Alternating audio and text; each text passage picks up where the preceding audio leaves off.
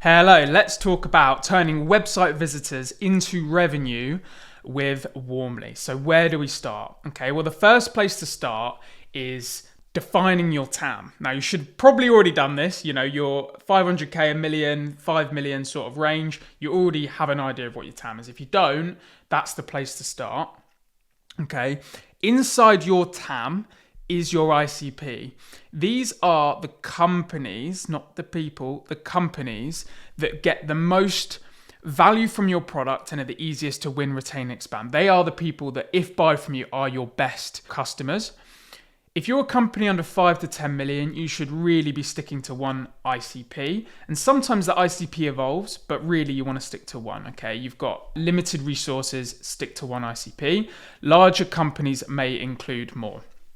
Okay, now once you know your TAM and once you know that portion of the TAM, which is your ICP, then you want to create segments in Warmly. Now, a segment is not the same as your ICP because within that ICP, which is the company, you then have attributes, psychographics, individuals, personas falls within that ICP, and you're really getting specific on what are the problems, what are the pains, etc., etc. Segments are loose firmographic identifying filters that help you hone in on your ICP, but they're loose, okay?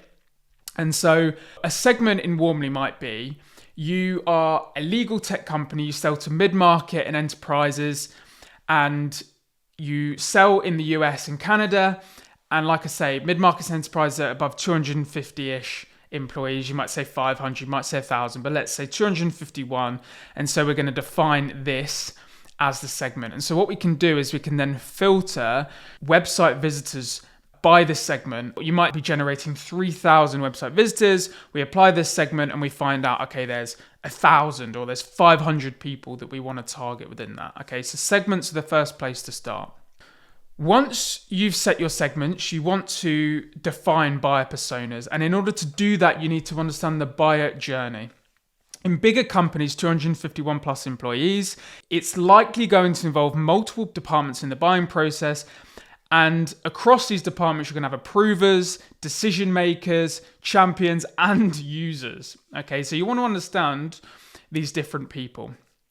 Okay, and so for legal tech, what might that include? Well, the primary driving function that's going to want legal tech software is the legal department, okay?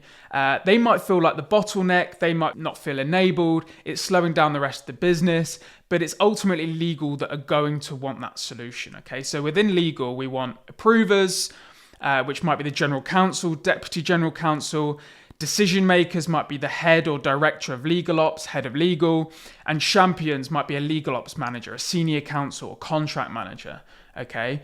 Once the legal team have said, look, we really want this software, it then needs to go to IT for technical approval, security approval, and make sure they're happy. So an approver might be a chief information officer. It could be lower down like an IT security manager, but you're going to need to get sign off from IT. And then obviously approvals and budgets wise, finance are going to want to sign off as well. So that might be the chief finance officer, a controller, director of finance. Now, different enterprises, different mid-markets will have different setups. They might not engage finance. They might be able to approve it within legal. But at the end of the day, these are the people that if visiting the website, we want to pick up on, okay, as long as they fit within that segment. So we've defined the segments, we understand the buying journey, we can then start to build personas based off these individuals in Warmly. Okay, what next? The next thing we want to do is look at website data. Okay, we want to know if the leads coming from the website are enough to satisfy the sales team in terms of their capacity, or do we need to supplement with signal-driven cold outreach? So let's have a look at the data. These are quite similar to some numbers we've done recently for an actual client, and we've been through this process, but obviously we've applied this to legal tech. So think about how many views they get, and we can look at GA4 data. They might be getting something like 30,000 website visits a month. How many active users? How many of those are active on the website? It might be something like 10,000. Again, this is real data that we've seen recently. How many leads are then being pulled into Warmly? 3,000. Okay, so you might think 30,000 website views, we got tons of leads. But actually, when you look at how many leads we're getting in Warmly, we're getting 3,000. But those don't have the segment filters or buyer personas or any other filters applied. So what happens when we filter by segment? Okay, US, Canada, 251 plus employees. Well, we might only have 500 leads a month. What happens when we apply a 10-second active filter? Because we don't want someone who's just going to visit the website quick, hit back, okay? Someone that's actually stayed for more than 10 seconds, we might be getting 150 leads. What about segment plus 10 seconds active plus? They're showing some intent. They've been searching for a competitor. They've been searching for relevant keywords like best legal tech software. Well, now we're getting 50 leads per month. And what about ICP segment, 10 seconds active, and they're a buyer persona, okay? They're one of these people from the above. Well, now we're at 2 leads per month, okay? So what seems like a lot of leads, actually in reality, isn't a whole lot. There's not as much as we think. So there's still some gold here, but maybe it's not as much of a gold mine as we thought it was. The next thing to do is to start tiering leads. So the way we do it is some people tier based on ICP fit, some do it based on intent. Now, tiering will be slightly different for cold outreach, but for website tiering, we actually just do it in terms of best leads, good leads, and okay leads. Because you might have, in this case, best leads being segment plus 10 seconds active plus buyer persona. Okay, so it's a really good lead. We've got 2 here. But they might not be a buyer persona, but they are showing strong signs of intent, okay? Now, these definitions might be slightly wrong, but again, we're gauging it in terms of capacity, okay? And so we're defining these 50 leads as the best, okay? Again, later on, we might want to change these definitions. We might want to make it that it's just buyer personas, but this is a good starter for 10.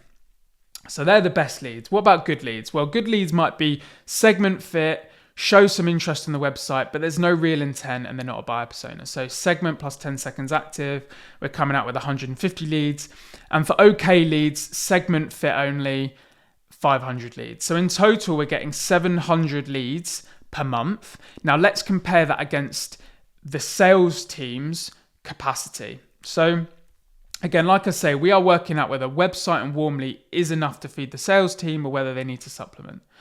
So let's say that an SDR can do 1,600 manual touches every month and that they're going to do an average of 7 touches per lead. So that might be 3 calls, 3 mails, 1 LinkedIn. Again, they'll all take a slightly different amount of time, but roughly speaking, they all might take 30 seconds each, something like that. So we can make some simple assumptions. And again, this isn't to be super accurate. We're not here to get bogged down in the weeds. We're here to make some good guesses to get us going and we can iterate as we go. So 7 touches per lead. Okay, so if we take the total number of touches divided by 7, we get the number of leads that they can handle every month. And obviously we're going to add a 20% oversupply buffer because what we don't want to do is keep SDRs underutilized. Okay, so we're just going to add a little bit of buffer on top. So for one SDR, they can handle around 275 leads a month. For 5 SDRs, around 1,400. So for a team of 5 SDRs, we want to supply roughly 1,400 leads per month to keep their team utilized. Now let's again look at the website data. We've got 50 tier 1s, 150 tier 2s, and 500 tier 3s, 700 a month. Now, later down the line, we might discover that tier 3s are terrible leads and we don't want to waste the sales team's time. But because we're not already running cold outreach, okay, it makes sense to include the tier 3s for now, do some testing and see how we get on. So if we use tier 3s, we're short by 700 leads. If we don't use tier 3s, we're short by 1,200 leads. But long story short, we haven't got enough leads from the website, okay? So we do need to supplement with cold outbound. Great. So now we're going to go for a 2-pronged approach. Okay, website driven and cold outbound. In terms of the website plays, what we're going to do. Now, like I say, we're going to start with tier 1s, tier 2s, and tier 3s. We can drop tier 3s later once we start to get enough tier 1s and 2s from cold outbound. So the tier 1 plays from the website. So we've talked about who they are. Segment plus 10 seconds active plus buyer persona. So that's the right accounts and the right people. And we're going to do segment plus 10 seconds active plus Bombora intent. Okay, 52 leads. Now for those guys, we want reps to get notified in Slack, and we want the rep to engage with them on the website via chat or even warm call. And we also want them to engage in person level follow-up. Now, tier 2 plays, segment plus 10 seconds active, 150 leads a month. Maybe we don't want to engage the SDRs for this. Maybe it's not a good use of their time. So AI chat plus a warm pop-up offer if they don't convert from the chat. And because these aren't the buyer personas or the right individuals, let's say, we're going to do account level follow-up. So what we want to do is send those accounts to Clay, enrich with decision makers, and do outreach. Now, you might decide you want to do person level and account level, okay? We want to reach out to that individual and the decision maker, and that is also a good strategy to do. For tier 3, segment only, we're going to do AI chat and we're going to do account level follow-up. Now, this sequence might be different to the tier 2 sequence. We might actually want this tier 2 sequence to have some cold calling, some email, some LinkedIn. We might want tier 3 to just be email. We don't want to use a rep's time on the phone to call tier 3s. Now, supplementing with cold outbound, after sequencing all tier 1, tier 2, tier 3 website leads, we'll be short by around 700 leads. So cold outbound fills the gap. Let's talk through some good examples for legal tech. So close one lookalikes. Who have we closed that were great customers? And we find other accounts exactly like those. New decision makers at ICP, okay? So let's say that there is a new general counsel at a company and they might want to put their unique stamp on the team early on and change things up. So there's some decisions, there's some changes that will be made within those first couple of months. We can get on that and reach out to those decision makers. Companies hiring for relevant roles. So companies investing in, say, a legal ops manager shows that they're investing in their legal team, and we can reach out to the right people in those organizations.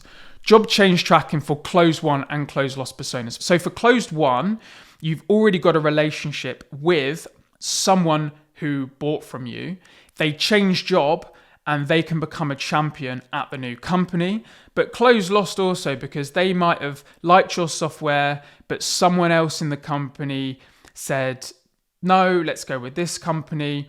Or maybe even they themselves didn't want to go ahead, but as they change, you can re-engage them. There might have been a certain objection that didn't get them over the line, and you can re-engage them. Your product's evolved, everything's evolved, and you might be able to then make this closed loss persona a champion at the new company. So there's still some likelihood there, and it's worth testing. Headcount or department growth, funding events, recent news, preferably relating to legal in some aspect. Upcoming events, so companies that are attending legal tech conferences or events in the future. Now, those sorts of companies might be direct competitors, okay? In which case, we don't want to be reaching out to those.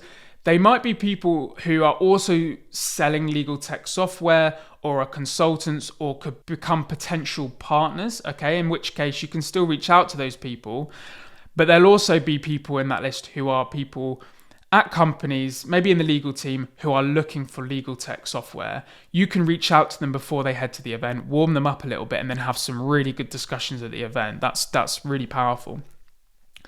Companies using competing technologies.